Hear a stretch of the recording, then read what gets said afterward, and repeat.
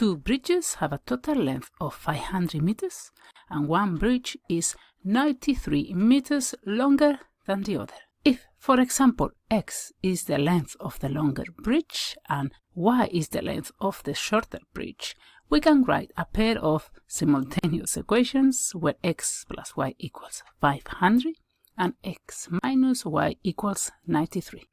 A coffee and a tea together cost $8.50, and the coffee costs $1 more than the tea. If we call x the price of the coffee, then x minus y equals 1 because x is $1 bigger than the other drink. The total cost, x plus y, equals 8.5.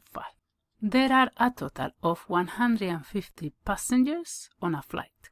The fare is $250 for economy class and $450 for business class passengers. Altogether, the passengers have paid $43,500.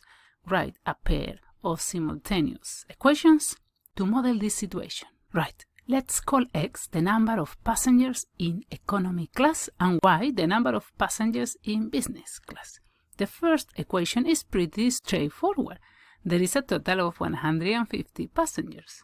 The second is a bit more tricky. If each passenger in economy class pays $250, the x passengers will pay $250x.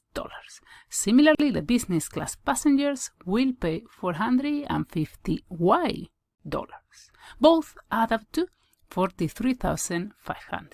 Identifying the variables and writing the equations is the tricky bit. Once you practice doing this, solving is more of a mechanic process. In our next lesson, we will learn how to use a very intuitive method, drawing graphs. Stay tuned!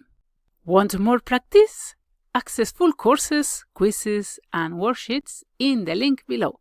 Happy learning!